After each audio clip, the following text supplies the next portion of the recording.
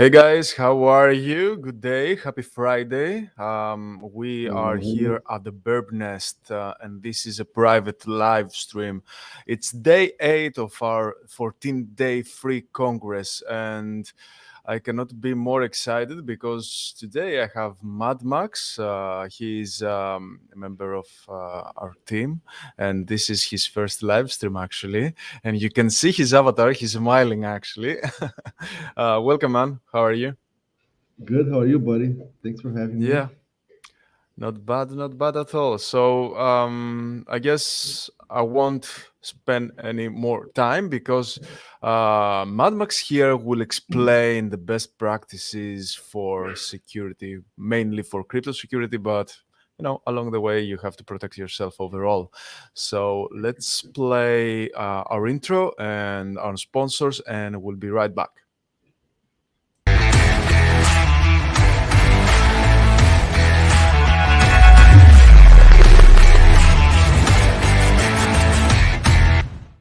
Prime XBT is the most powerful trading platform offering immediate access to over 30 assets. Trade cryptocurrencies, forex, commodities, stock indices, and much more, all from a single Bitcoin settled account. Visit the link below and start trading on Prime XBT in minutes.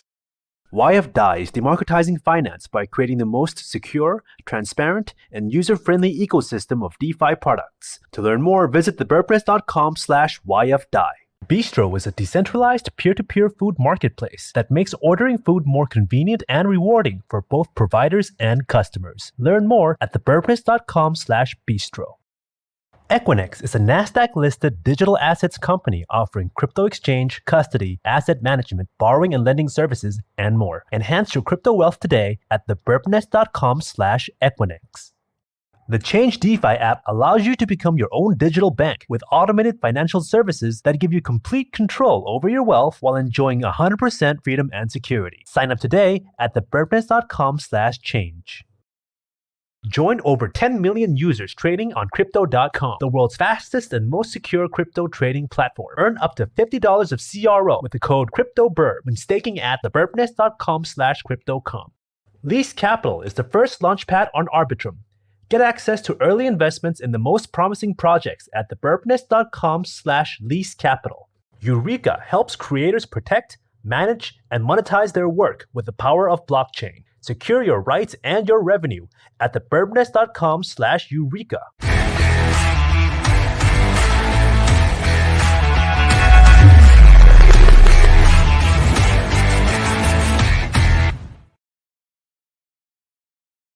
Okay. We are back, and yeah, I mean, I won't spend any more of your time, Mad Max. This is, this is you, just you, the IT expert. So give us your lights, because I think this is a big pain point, right? We buy crypto, we store crypto, but we don't care so much about security, right? yeah. It's not easy thing. It's very complex topic, and we're gonna cover just the basics today because otherwise be you know Yeah, covering I days think and days. I think you sound a bit in the distance. If you can speak closer to your microphone, might be All better. right, let me switch. Yeah, Can you hear me okay now? yeah, that's much better. Thanks. Yeah, so it's I think it's 90% of the people that don't follow the best practices on securing their accounts, their mobile devices, their wallets. So that's why we have this live stream today.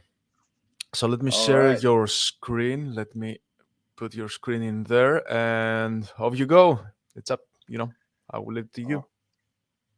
Oh, all right. So let's talk about how to keep your crypto and Bitcoin safe, right? And don't try to not get hacked.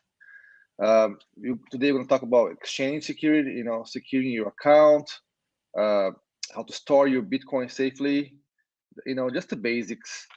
We're going to talk about the topics of this. So the first thing we're going to talk about is how to keep your your account secure on exchange, right? So having a unique email for each account is important. You don't want to, if your one email get compromised, hackers is harder to get access to other accounts. So having different emails for each account is important. Variations of usernames is important. Also, have a strong and unique password is important, right? Use a password generator is a very good thing. If you use a Mac, I like to use Keychain. Keychain generates and stores passwords. You can generate very complex passwords with Keychain. For others computers, you can use LastPass, and save your passwords so you don't forget, right? Also, very important to have 2FA, two-factor authentication, right? 2FA is a security system that requires two separate and distinct forms of identification in order to access something, right? If a hacker get a hold of your username and password, this will give you an additional layer of protection. Then when enabled, they cannot withdraw your crypto without the 2FA code. And in most cases, they can't even access your account. So it's very important to have 2FA enabled, okay? Very, very important. The most used ones is Google Authenticator and Alti. So I'm going to show you, the pros, of Google Authenticator on Binance. Strong encryption, it doesn't require cellular reception or Wi-Fi. It can be used offline. But the cons is, if you lose your device, you will lose access to the account unless you have the backup key, okay?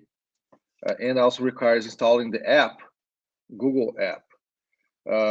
To avoid this first con, I suggest you installing Google Authenticator in multiple devices, and when setting it up, just scan that same code on multiple devices, and then you have a synchronized Google Authenticator. It's very useful. I do that. So on Binance, just an example because it was one of the most used exchange. So you have to go to your account page and enable it, right? This is like an example of Binance account. You go into security tab and look for Google Authenticator recommended. Click enabled. And then on your app, once you already downloaded and installed the app, you're going to scan the QR code, right? And then you can proceed to the next step. Or you could also type the code, but scan is easier, right? And also, after you go to the next step, they will show you a backup key. You write that down in case you lose the device it dies on you. You don't have access to the 2FA, the Google Authenticator app anymore. You can restore in any other device all your accounts. So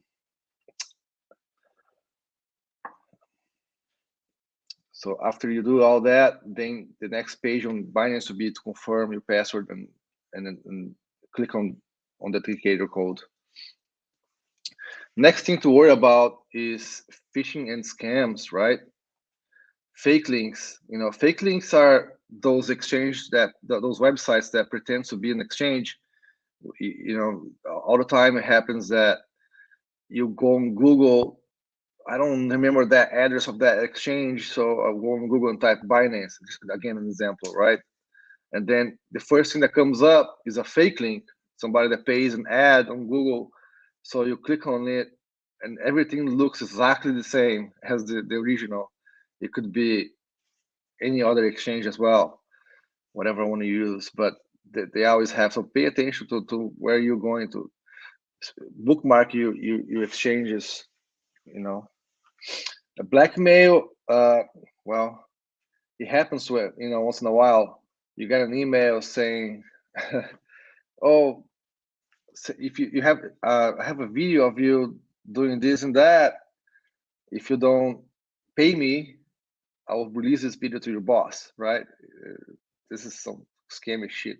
So impersonations, people that pretend to be somebody, let's say a famous person like Crypto Birb or somebody else. On the comments will be a lot of people trying to promote their own schemes and spams and some other coins, and also somebody that could DM you pretending to be somebody else. Hey, I found this airdrop, click on here. It happens all the time, right? So be careful with those. This is an example of, I hope you guys can see well, of a impersonating website, a fake link. You see that on the address bar on the browser, it says www, there's -- Binance.com, right? And everything else looks the same, but it's a fake website. Some other examples here, BinanceWeb.com. So everything looks the same with the original, but it's not. So be careful. Just be careful. Now let's talk a little bit about VPN. What does it do, right? You may wonder. VPN is a service that both encrypts your data and hides your IP address by bouncing your network activity through a secure chain to another server miles away. This obscures your online identity, especially on public Wi-Fi networks. It's very, you have to use it. So you can browse the internet safely, secure, and anonymously, right? Especially if you are on the public Wi-Fi, I said, right? So if you are on the public Wi-Fi and you want to check your crypto, how is it going, your tradings, and then you log into a public Wi-Fi without VPN, your data is being transmitted on the open, and it can be a target for a man-in-the-middle attack, man-in-the-middle attack. So what is that? Somebody else on the Wi-Fi that have a special software just scanning the data going through the network. And if it is just wide open, they can see sometimes your password, your username, and whatever you're browsing, and you don't want to do that. So VPN is the way to go. I personally use Proton VPN, which is free, and there's a paid version as well if you want to upgrade the speeds, right?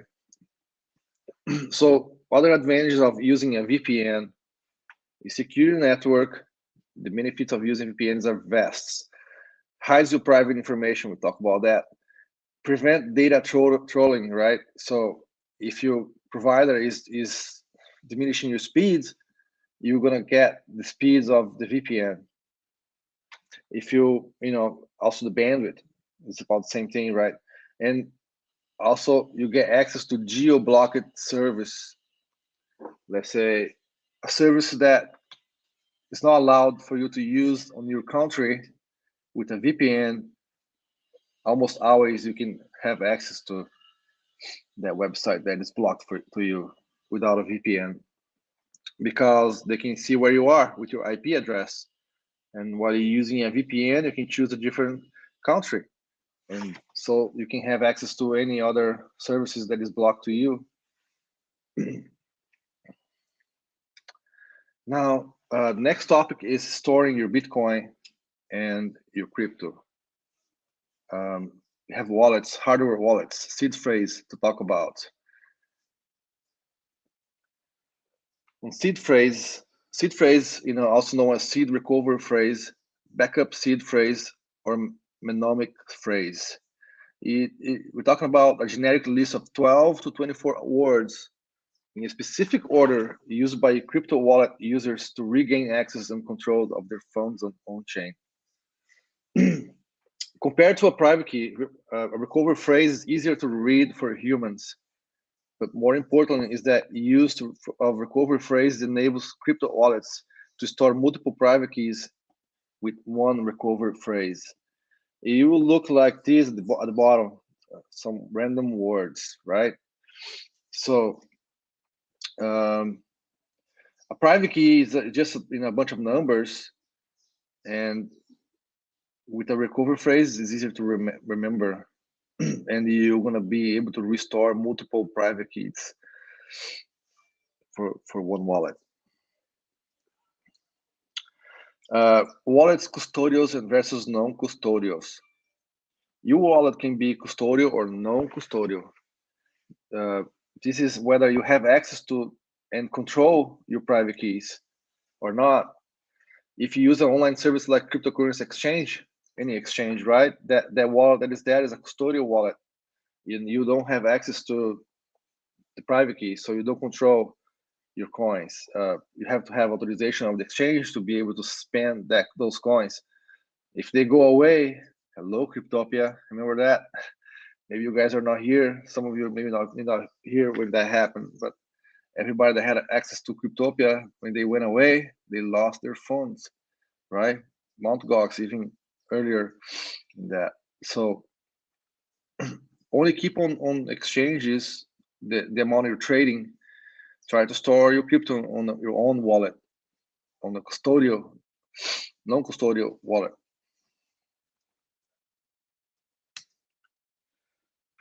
So also there's hot wallets and cold wallets. Then there's two categories: hot wallets and cold wallets.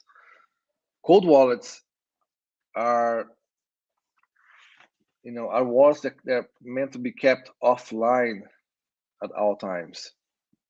They offer you additional protection, right? Because if you have an online wallet, an app on your phone, on your computer, you will, in case you get hacked or somebody get a hold of your device, they can steal your coins, and they can probably reveal your seed phrase in some cases.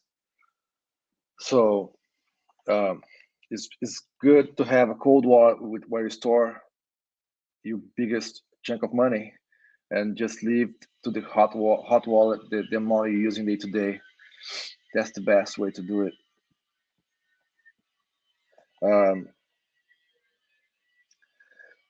How do you have cold wallet? Somebody may say, right? So let's say you install an app, the wallet app on your phone or your computer, have you transfer your funds there, write down your seed phrases, right? And then delete that app. Now that wallet becomes a cold wallet. Nobody have access to it, only you that have the seed phrase. Once you want to have access to it, you reinstall the app and reinstall the wallet. And with those seed phrase words, you can restore all your funds. That way, safer.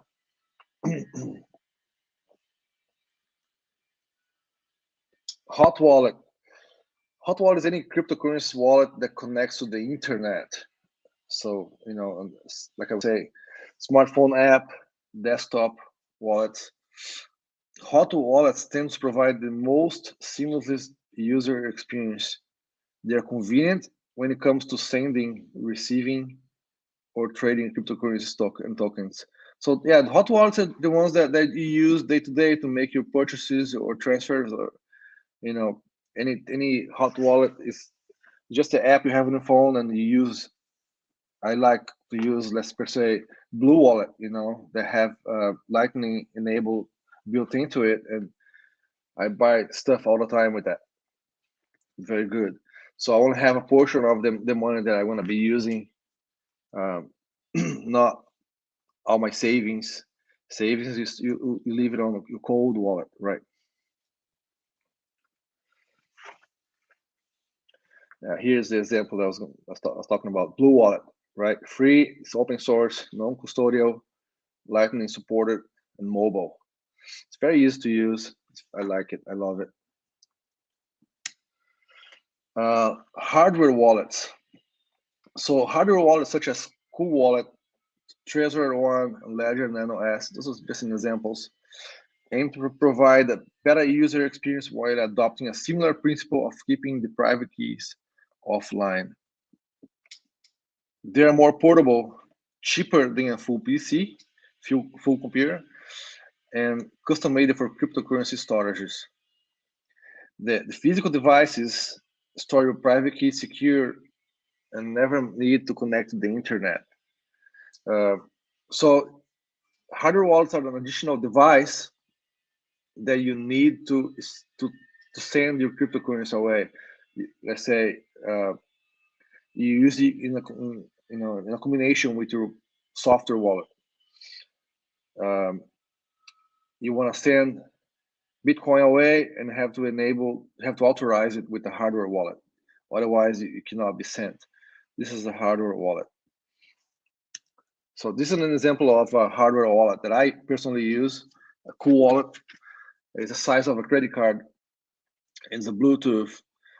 You can have multiple currencies in it. You can have ERC20 tokens. You can have Binance tokens and Bitcoin all at once.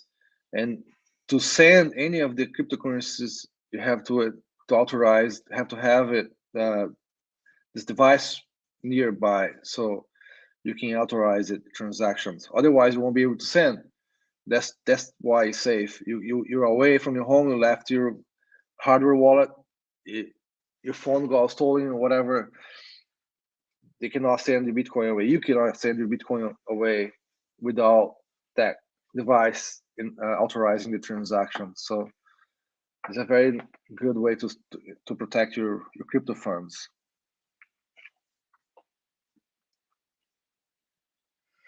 That's it. It was a very quick one, right? It's just the basics of saving and storing, and talk about security on cryptocurrency security, right? Just the basics. Awesome. Thank you for this. I think I have a few questions. Not a few questions. We have a question from the audience. So Goose here asks, is it possible to have two instances of Google Authenticator registers for one account? And assuming you want to have them two instances, you cannot have them in the same device? Yeah, you have to have two devices. Yeah. I do that. So I download the Google Authenticator in my phone and my iPad. So when I'm enabling on the exchange, when they show the QR code, I scan with my phone and then I scan with my iPad. You show the same code on both devices to authorize. So that way you have a backup, I was in a situation last year, actually beginning of the year, my phone was going so hot and one day it died for the whole day. It wasn't coming back up. It was just stuck. And I was freaking out. I had too much money in one account and I could not get access without the Google Authenticator. So from that point on, oh no, I have to have it on the second device. So yeah, you have to have a backup. Otherwise, it's very risky. Yeah, definitely. And you never scan a QR code in your Google Authenticator without having the backup somewhere written. Yep. Never ever. So because back in the day when I first started, I was just scanning the QR codes and that was it. But then I understood what I was doing wrong. Oh shit, I'm going to lose my device and then goodbye, right? So yeah. Let's see if we have any other comments. I don't think. One note I have is for the emails that you mentioned, having a secure email address, like Proton Mail, for example. Yeah, Proton Mail is very, very good provider. Yeah. And the best practice also with the emails is that you have one email account per exchange. Yeah, use one email address separate for each exchange. There is a good website. It's called Have I Been Pwned? Okay, let me see if I can pull it up. Let me share my screen maybe, huh? Mm-hmm. I have to stop sharing my screen to start to share again, I guess, right? So share screen. Entire screen. Okay. So have I been pinned? You put your email there, right? And hit enter. Good, no pin found. So if your email has been compromised once, you show the list of everything that has been compromised. So it's good to not use just one single email to our account. Okay. Yeah, I mean, if there is, if there is a data breach, then from on one exchange, then you are exposed to the other exchanges as well. So that's a huge problem if that happens. So yeah, best practice. I know it's not convenient at all. Having, let's say, if you have 5 exchanges to have 5 different email addresses, but you know. Crypto actually gives you the capability to be your own bank. To be your own bank, you need to treat security very seriously. Cool. And also one thing, one note also about the password manager. So you mentioned LastPass and the other app for Macs. Yeah, Keychain. Let me show you guys because it's a very cool app if you use a Mac. Share screen again. Okay, here. We have one more question from the audience. Very nice one, very good one. So after sharing your screen, let me add your screen in the stream. So if you use a Mac, I'm sorry, if you use a Mac, you go into the search button here, right, and type in Keychain. It's a built-in tool. It's an amazing tool, right? Then you go hit plus. You can name it. Let's say Birb Nest. Birb Nest. Click on the key on the right corner here, and then you can pick. I like to do random, and then show the strengths of the password. See, can you see that? Maybe too small. I don't know, but but you random generate a password for you, and then you copy that. It's there already, so then you can show password. That's the password that it added for me manually, suggested, and then you click add, and that's it. It's stored there forever, and encrypted. So if you want to go back to it, you type the name of the account on the search bar, Birb Nest, double click on it, show password. You ask for your computer password, and then you can view the password. So Keychain is a very, very useful tool on the Mac. I love it. I use it all the time. That looks really nice. One more option that you guys have, because everything that is in exposed on the internet, there is a risk. Always there is a risk, right? LastPass, it's pretty secure password manager, but you might want to have an offline password manager, like let's say, I think it's called KeePass.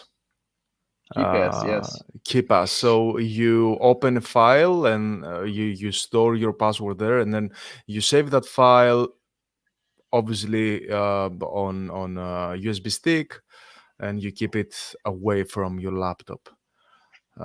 So that's another one. Of course, again, it requires more steps to see the password and log in somewhere, but it's not not as convenient, right? It's a trade-off. Yeah, so it's a safer way to store your passwords, but it's not as convenient for sure. That's the sacrifice you have to take, right? Cool. And yeah, one last point is that in addition to what Mad Max said for the I remember the slide about the VPN that you discussed. I would say overall, make sure you secure your Wi-Fi, not just with a VPN, but it's the easiest thing to log in into your admin panel of your Wi-Fi router. You can Oh make yeah, your Wi-Fi good point. undiscoverable, Good right? point. Good point. You can secure it. You have to change the password that you have on the device. Choose a secure password like you do with your exchanges. Um, and yeah, you make it you hide it, Yeah, so it's you not. change your default admin password on your router. That's what you're saying. So yeah, it's good to do that. I mean, it's very important to do that. You never Yeah, leave the default admin password because anybody can Google it. Hey, what's the admin password for this router brands and model? You come right up, and anybody can log into your router and change your settings. Uh, it's not good. yeah, so both passwords, the admin password and the Wi-Fi password. Yeah, of um, course. and then hide your network. You can hide your network from discovery. Now the convenience there, the inconvenient thing is that you have to go to Every every single device device. that you have and add your Wi-Fi manually. So you have to type the name, you have to type the password, but again, it's the sacrifice there for security. Let me go. There is a question here by Super Chajan. If my Ledger Nano is stolen, do I need another one to have access to my crypto? So I believe if you have your seed phrase somewhere else, you should be able to restore your wallet in any other app. That's the standard of the industry. I have not used Ledger Nano to be sure, but that's usually the case for Yeah, most probably. hardware wallets. Not probably, but as long as you have your seed phrase secure, then you can restore the wallet. And we have Jimmy here, but I think we covered this, my friend. Any tips for password manager? So we provided the information around the online and offline password managers. Make sure you have one. And one more thing, last thing from me about security: make sure you have clear instructions for your family members how to access your funds in case something happens to you. Because if you ask your mother, let's say that's good, something happens to you, you ask your mother to access your MetaMask, forget it. Right? Find the solution, a person that you trust, or provide clear instructions on how someone can access your funds. Of course, you have to store this document in a safe location, right? So that's it from me, I guess. Any other comments, my friend?